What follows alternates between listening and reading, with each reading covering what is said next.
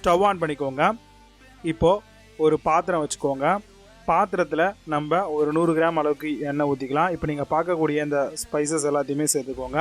கூடவே பிரிஞ்சி இலை ஒரு 3-4 உடச்சி போட்டுக்கோங்க. இப்போ வெங்காயம் வந்து 3/4 கிலோ அளவுக்கு நம்ம சேர்த்துருக்கோம். நல்லா நீட்டு வாக்கில் மெலிசாக இருந்துருக்கோம். இது எல்லாத்தையும் நல்லா வந்து கிளறி விடலாம். கூடவே ஒரு 4-5 பச்சை மிளகாய் சேர்த்துக்கோங்க. சேர்த்து நல்லா கிளறுங்க. நெய் ஒரு 50 ml அளவுக்கு ஊற்றிக்கோங்க. இப்போ இஞ்சி பூண்டு பேஸ்ட்டு நல்லா ஒரு 2 கைப்பிடி அளவுக்கு சேர்த்துக்கோங்க. சேர்த்துட்டு எல்லாத்தையும் நல்லா வந்து மிக்ஸ் பண்ணி விட்டுருங்க. இப்போ எல்லாம் நல்லா வதங்கி வரும்போது தக்காளி வந்து பார்த்திங்கன்னா நம்ம ஒரு 1/2 கிலோ அளவுக்கு தக்காளி சேர்த்துருக்கோம்.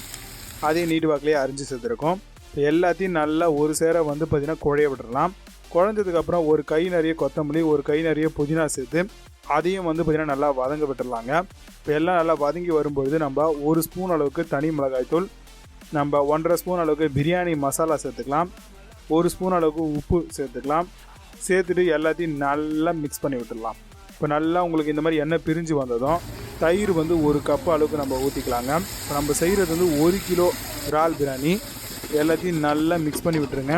இப்போ எலுமிச்சம்பழம் ஒரு முழு எலுமிச்சம்பழத்தை நல்லா பிழிஞ்சு விட்டுக்கோங்க. இப்போ எல்லாம் நல்லா பிழிஞ்ச உடனே நல்லா வந்து மிக்ஸ் பண்ணி விடுங்க. இப்போ நல்லா கிரேவி ஆகிடுச்சு. இப்போ இறா வந்து பார்த்திங்கன்னா 1 கிலோ அளவுக்கு நம்ம சேர்த்துருக்கோம்.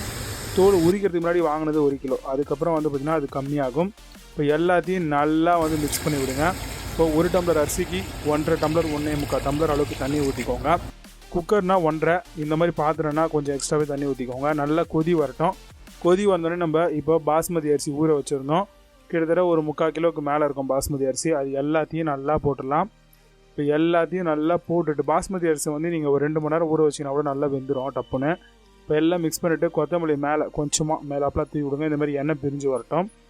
நல்லா வந்தோடனே இப்போ ஒரு பிளேட் வச்சு மூடிட்டு நல்லா வந்து பார்த்திங்கன்னா கொஞ்சம் நேரம் ஒரு 5 நிமிஷம் கழித்து நல்லா கலரி விடுங்க. கொஞ்சமாக நெய்யும் சேர்த்துக்கோங்க. சேர்த்துட்டு ஸ்லோவாக வச்சு நீங்கள் கொஞ்ச நேரம் அப்படியே வந்து குக் பண்ணி விடுங்க. இப்போ இந்த அளவுக்கு சூப்பராக பிரியாணி ரெடியாக இருக்கும். இது அழகாக ஒரு பிளேட்டுக்கு நம்ம மாற்றி சூப்பராகவே இந்த ரோடு சைடு ப்ரான் பிரியாணியை வந்து சாப்பிடலாம். கண்டிப்பாக ட்ரை பண்ணி பாருங்கள். அருமையாக இருக்கும். வெங்காய பச்சடியோடு வச்சு சாப்பிடுங்க. செம்ம டேஸ்ட்டாக இருக்கும்.